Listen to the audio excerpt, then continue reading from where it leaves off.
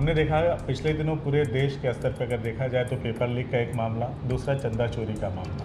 तो आपको क्या लगता है कि 2027 तक इस मुद्दे को समाजवादी पार्टी या जो इंडिया गठबंधन है उसको कैरी कर ले जाएंगे? क्या बीजेपी डैमेज कंट्रोल कर लेगी? आपको क्या लगता है? तो अब जनता भी समझ रही है कि ये लोग सिर्फ जो ये हिंदू राष्ट्र की बात करते हैं या हिंदुत्व की बात करते हैं, ये इनका सिर्फ एक चुनावी शगुफा है। यूपी में योगी जी की जो सरकार है वो 50,000 रुपये महिलाओं को खाते में देगी, 20,000 रुपये ठीक चुनाव से पहले उनके खातों में जाएगा। अभी ये पुष्टि नहीं हालांकि इस बात की, लेकिन चर्चा हो रही है। समाचार पत्रों में हेडिंग्स बननी शुरू हो गई इस खबर की। तो 20,000 पहले हम देंगे और बाकी सरकार बनने के बाद पार्ट करके 10,000 3 पार्ट में देंगे।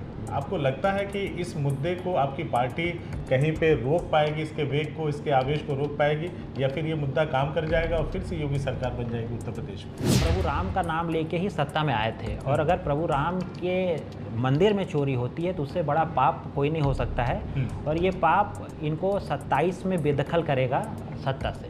और जब हमारी पीडीए की जो एक बहुत बड़ी आबादी है, जब तक वो आगे नहीं बढ़ेगी, इस देश का आगे बढ़ना नामुमकिन है।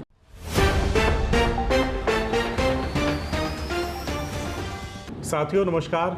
उत्तर प्रदेश में विधानसभा चुनाव 2027 होने हैं, जिसकी सरगर्मियां धीरे धीरे तेज़ होती जा रही हैं। सभी विधानसभा क्षेत्रों में जो प्रत्याशी हैं या जो संभावित प्रत्याशी हैं वो लगातार अपनी कैंपेनिंग कर रहे हैं। 2027 में क्या होगा? क्या पेपर लीक या चंदा चोरी का मुद्दा इस बार बीजेपी को काफ़ी डैमेज या नुकसान पहुंचाने वाला है, जिससे कुछ अप्रत्याशित परिणाम आ सकते हैं? इन्हीं सब विषयों पे हम बातचीत करेंगे डॉक्टर अमित सिंह जी से, जो कि आजमगढ़ के सगड़ी विधानसभा से अपनी चुनावी तैयारियों में भी लगे हैं। सर पहले तो बहुत बहुत स्वागत है आपका। बहुत बहुत धन्यवाद। क्या कहेंगे सर, किस तरह की आपकी तैयारी है? फिर आगे हम बात करेंगे 2027 के विधानसभा चुनाव में उत्तर प्रदेश में किसकी सरकार बनने जा रही है, क्या समीकरण होंगे, लेकिन आपकी तैयारी क्या चल रही है सगड़ी में? अभी तो पिछले कुछ सालों से मैं लगातार सगड़ी विधानसभा में जनसंपर्क कर रहा हूँ, और जो मेरी तैयारी है वो बहुत अच्छी है। जनता का समर्थन बहुत अच्छा मिल रहा है मुझे, और मेरी तैयारी का जो बेस है वो हमारे राष्ट्रीय अध्यक्ष, मेरे नेता जो कहते हैं कि जो पीड़ित है, दुखी है, अपमानित है, उनके साथ हमको खड़ा होना है। जो पीडीए के लोग हैं उनके साथ खड़ा होना है, ताकि सामाजिक न्याय की जो व्यवस्था है वो लागू की जा सके। और जब तक सामाजिक न्याय की ये व्यवस्था लागू नहीं होगी तब तक हम समाजवादी इसके लिए लड़ते रहेंगे।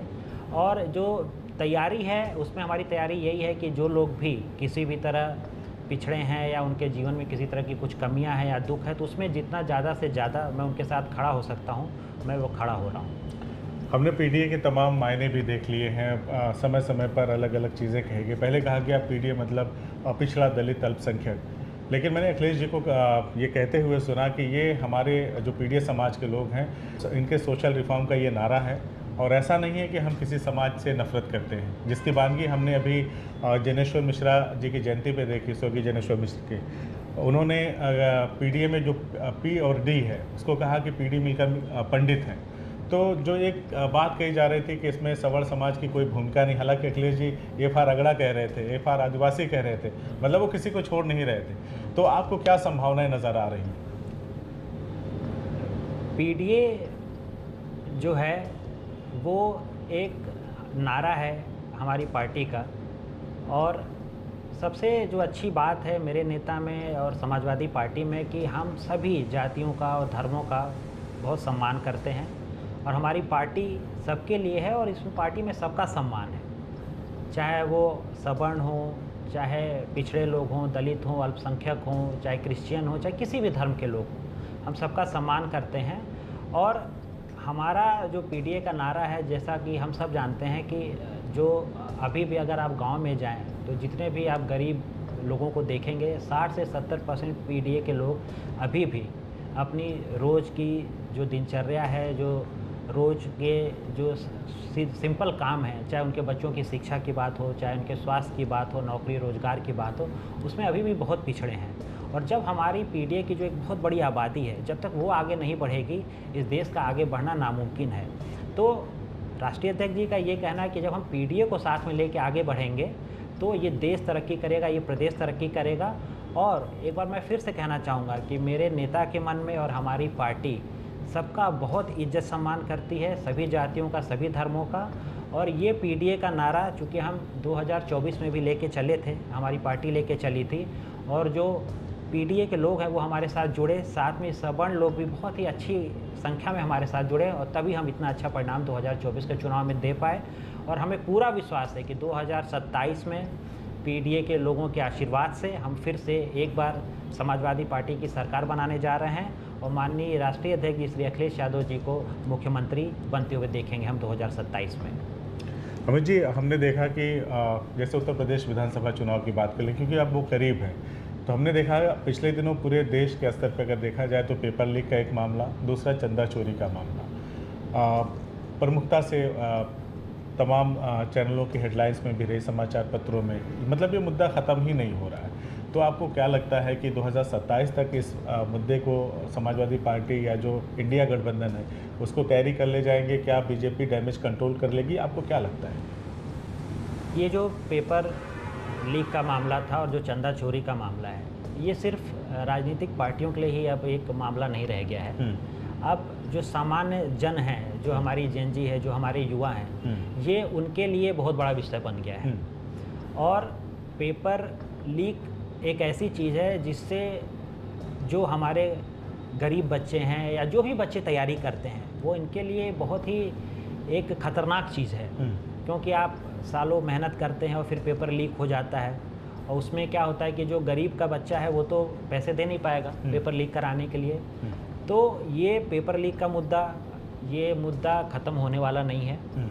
और दूसरी चीज़ जो चंदा चोरी का मामला है, देखिए माननीय मुख्यमंत्री जी अयोध्या बहुत बार गए और उनके सुपरविज़न में वहाँ हर काम होते हैं। और चूँकि भारतीय जनता पार्टी की जिम्मेदारी और भी बहुत बढ़ जाती थी, क्योंकि वो राम मंदिर के मुद्दे से ही सत्ता में आए और जनता ने उनके ऊपर विश्वास किया, उनको वोट दिया। कोर्ट के आदेश के इधर उन्होंने बार बार कहा कि कोर्ट के आदेश के हमने इधर, बनवाया। हाँ, उन्होंने कहा, जबकि माननीय सुप्रीम कोर्ट के आदेश से बना, और जनता ने उस पर बहुत साथ दिया उनका। और ये जब चंदा चोरी की घटना उनके शासनकाल में हो रही है, तो उसका आक्षेप उनके ऊपर नॉर्मल से भी ज़्यादा पड़ेगा, क्योंकि आप प्रभु राम का नाम लेके ही सत्ता में आए थे, और अगर प्रभु राम के मंदिर में चोरी होती है तो उससे बड़ा पाप कोई नहीं हो सकता है।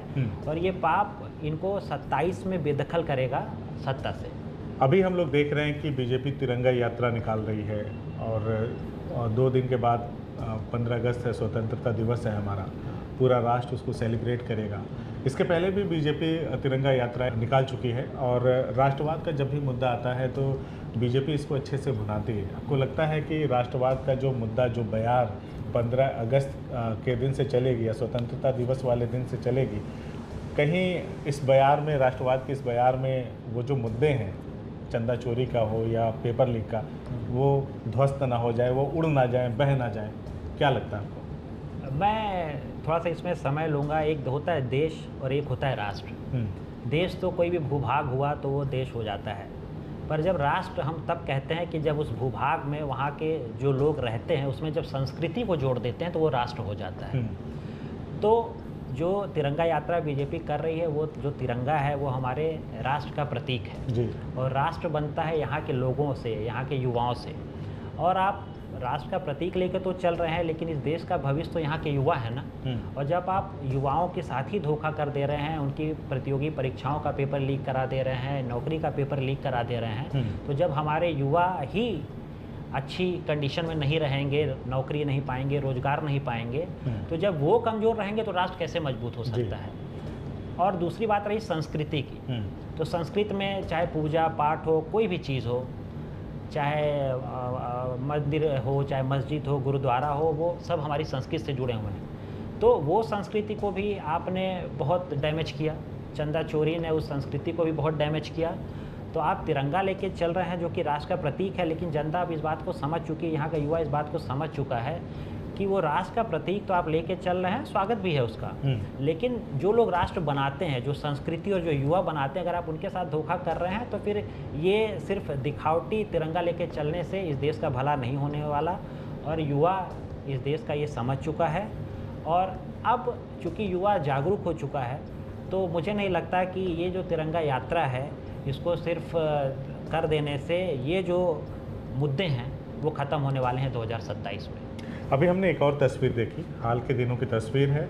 एक मंच है जिस पे होम मिनिस्टर साहब हमारे खड़े हैं, अमित शाह जी, और उनको भगवा झंडा दिया जा रहा था तो उन्होंने उसे लेने से मना कर दिया, तिरंगा मंगवाया। और जिन जिन कार्यकर्ताओं या नेताओं के गले में बीजेपी का वो भगवा रंग का पटका पड़ा था उसको भी निकालने का बात हो गया, और वीडियो में भी दिख रहा है साफ साफ कि सब लोग अपना पटका उतार रहे हैं। तो ये तिरंगे के प्रति सम्मान देखते हैं आप, या फिर ये डर है या खौफ है? देखिए, मेरे नेता श्री अखिलेश यादव जी हमेशा कहते हैं कि बीजेपी के बहुत से लोग हिंदू राष्ट्र की बात करते हैं, लेकिन मेरे नेता कहते हैं कि हम बंधु राष्ट्र चाहते हैं, वो राज जो हिंदू मुस्लिम सिख ईसाई सबका हो। और हम ये बात तो पहले दिन से कह रहे हैं कि बीजेपी जो सिर्फ भगवे का एक राजनीतिकरण कर रही है वो देश के लिए ठीक नहीं है। हम सब के लिए तिरंगा सर्वोपरि था, है और रहना चाहिए और रहेगा भी। तो अब चूँकि जब चंदा चोरी का मुद्दा आ गया तो अब जनता भी समझ रही है कि ये लोग सिर्फ जो ये हिंदू राष्ट्र की बात करते हैं या हिंदुत्व की बात करते हैं, ये इनका सिर्फ एक चुनावी शगुफा है। इनके मन में उसके प्रति कोई आस्था नहीं है, मंदिरों का कोई सम्मान नहीं है। तो अब वो अब क्यों उन्होंने भगवा हटा दिया? पहले तो वो लोग भगवा लेके चलते थे, अब क्या उन्हें भगवा से नाराज़गी हो गई? तो ये वो डर है कि जनता अब जग चुकी है और जनता समझ चुकी है कि अब हम अगर भगवा दिखाते तो हम सिर्फ दिखावटी तौर पे दिखाते हैं, हमारा उसमें कोई हृदय से लगाव नहीं है। इस वजह से उन्होंने वो जो भगवा है वो हटा दिया। अब वो चाहते हैं और वो झंडा लेके चलें ताकि वो युवाओं को थोड़ा सा प्रभावित कर सकें। लेकिन अब जैसा कि मैं बार बार कह रहा हूँ कि चाहे इस देश की कोई भी जनता हो, युवा हो, वो जाग चुका है। अब इन सब चीज़ों से कोई चीज़ें बदलने वाली नहीं है। 27 में उत्तर प्रदेश की विधानसभा में इन लोगों का जाना तय है। आप कह रहे हैं जाना तय है। एक आखिरी सवाल मेरा इसी जाने तय से लेकर के, आपकी पार्टी ने बहुत पहले, सपा सुप्रीमो ने ऐलान किया था कि जो गरीब महिलाएं हैं जो आर्थिक रूप से सक्षम नहीं, हम उनको सालाना 40,000 रुपये देने का काम करेंगे अगर हमारी सरकार आई। और बहुत सारी योजनाओं को क्रियान्वित करते हुए, जैसे महाराष्ट्र में बीजेपी ने दिया पैसा महिलाओं को, मध्य प्रदेश में दिया, बिहार में हमने देखा 10-10 हज़ार खाते में दिया, तो वहाँ अप्रत्याशित रूप से उसका परिणाम मिला। जो बीजेपी ने भी नहीं सोचा था कि हमें इस तरह से जनता का रिस्पांस मिलेगा। नहीं तो माहौल तो एकदम बिल्कुल उलट दिखाई दे रहा था, लेकिन परिणाम दूसरा आया। तो अब ये बातें कही जा रही कि बीजेपी जो है, यूपी में योगी जी की जो सरकार है, वो 50,000 रुपये महिलाओं को खाते में देगी, 20,000 रुपये ठीक चुनाव से पहले उनके खातों में जाएगा। अभी ये पुष्टि नहीं हालांकि इस बात की, लेकिन चर्चा हो रही है, समाचार पत्रों में हेडिंग्स बननी शुरू हो गई इस खबर की। तो 20,000 पहले हम देंगे और बाकी सरकार बनने के बाद पार्ट करके 10-10 हज़ार 3 पार्ट में देंगे। आपको लगता है कि इस मुद्दे को आपकी पार्टी कहीं पे रोक पाएगी, इसके वेग को, इसके आवेश को रोक पाएगी, या फिर ये मुद्दा काम कर जाएगा और फिर से योगी सरकार बन जाएगी उत्तर प्रदेश में? पिछले 5-6 महीनों में अगर हम देखें तो बीजेपी ने जो सबसे बड़ी चीज़ खोई है वो है अपना विश्वास जनता के बीच। बिहार चुनाव में भी देखें, उन्होंने 10,000 रुपये दिए, लेकिन क्या फिर उसके बाद उन्होंने वो पैसे दिए? तो वहाँ की जनता समझ गई कि इन्होंने सिर्फ वो चुनाव जीतने के लिए हमें 10,000 रुपये दे दिए थे, और उसका परिणाम हमें बांकीपुर चुनाव में दिखा। जबकि बीजेपी की जो एक सीट थी, जो कि जब लालू जी का राज था तब भी बीजेपी जीती थी, पिछले 30 सालों से बीजेपी उस पर जीती, तो उसमें सवर्णों ने भी किसी दूसरे कैंडिडेट को जिता दिया। तो वहाँ के लोग समझ गए, और यहाँ के जो उत्तर प्रदेश की जनता है वो बहुत समझदार है। तो वो बिहार से भी सीख ली कि इन्होंने बिहार में जो एक 10,000 रुपये का वो चुनावी एक शगुफा छोड़ा था, उसके बाद उन्होंने कुछ नहीं किया, जनता के लिए कुछ नहीं किया, और उसका खामियाजा उन्हें भुगतना पड़ा कि वो बांकीपुर हार गए। तो अब यहाँ जनता बिल्कुल भी विश्वास करने के मूड में नहीं है। या बीजेपी की बात पे भरोसा नहीं करेगी? बीजेपी की बात पे बिल्कुल भरोसा नहीं है कि ये पैसे देंगे नहीं देंगे, और जनता समझ चुकी है कि अब बात सिर्फ पैसे लेके वोट देने की नहीं है, अब बात है हमारे नौजवानों की, हमारे बच्चों के भविष्य की, इस देश की। क्योंकि आप देखिए ना, अभी तक बीजेपी क्या थी कि भावनात्मक खेल खेलती थी, मंदिर की बात कर लेती थी, प्रभु श्री राम की बात कर लेती थी, और जनता उसको इज्जत है, सम्मान है, और जनता ने, लेकिन अब जो खासकर युवा वर्ग है वो अब जो ठोस मुद्दे हैं उस पर आना चाहता है। वो आना चाहता है अच्छे वर्ल्ड क्लास स्कूल हों, वर्ल्ड क्लास हॉस्पिटल हों, रोज़गार हो, व्यापार हो, नौकरी हो, एक स्टैंडर्ड ऑफ लिविंग कैसे बढ़ेगी। अब यहाँ का युवा जो है, जो कि लगभग 65% है इस समय, अगर यूपी में भी बात कर लें तो, और वो युवा ज़्यादातर अगर उसमें भी युवा है तो 27 से 30 साल के बीच हैं। तो अब इस बार जो हमारे नेता, जो मेरे नेता राष्ट्रीय अध्यक्ष जी हमेशा से बात करते आ रहे थे कि वर्ल्ड क्लास स्कूल हो, वर्ल्ड क्लास हेल्थ इंफ्रास्ट्रक्चर हो, वर्ल्ड क्लास चाहे फिजिकल इंफ्रास्ट्रक्चर हो, चाहे कैपिटल के इंफ्रास्ट्रक्चर हो, अब जनता उनसे कनेक्ट कर गई है, युवा उनसे कनेक्ट कर गया है कि हाँ, ये जो बात कर रहे हैं वही हमारे आगे आने वाले भविष्य को सही करेगी। तो अब जो हम डेवलपमेंट का, विकास के नाम पे हम बात करते थे, हमारा तो पिछली बार स्लोगन भी था काम बोलता है, तो हम हमेशा से काम की बात करते आए हैं और उसी काम के मुद्दे पे हम लड़ेंगे। सभी जात के लोगों को, सभी धर्म के लोगों को इज्जत सम्मान देते हुए हम उनके साथ रहेंगे, हम उनके पास जाएंगे और जो हमारे विज़न है, जो हमारे नेता का विज़न है, हम उसको उनके सामने रखेंगे। हमें पूरा विश्वास है कि 2027 में हम प्रचंड बहुमत के साथ उत्तर प्रदेश में समाजवादी पार्टी की सरकार विधानसभा में बनाएंगे। चलिए, हमने बातचीत किया डॉक्टर अमित सिंह जी से, जो न सिर्फ आजमगढ़ के सगड़ी विधानसभा से चुनावी तैयारी कर रहे हैं, बल्कि उत्तर प्रदेश ही नहीं बल्कि देश, या मैं यूँ कहूँ कि अंतर्राष्ट्रीय स्तर की राजनीति में अपनी सोच समझ रखते हैं। इसलिए हमने इनसे बातचीत किया, बहुत सारे मुद्दों को समझा, केंद्र सरकार की बातों को समझा, उत्तर प्रदेश के चुनाव में क्या चीज़ें हो सकती हैं उसको हमने समझने का प्रयास किया। ये बातचीत आपको कैसे लगी हमें कमेंट करके ज़रूर बताइएगा। बहुत बहुत धन्यवाद आपका। बहुत बहुत धन्यवाद। CIB इंडिया न्यूज़ की सभी खबरों को देखने के लिए लाल रंग की बटन को दबाकर चैनल को सब्सक्राइब जरूर करें, घंटी जरूर दबाएं ताकि हमारी सभी खबरों के नोटिफिकेशंस आप तक पहुंचते रहें।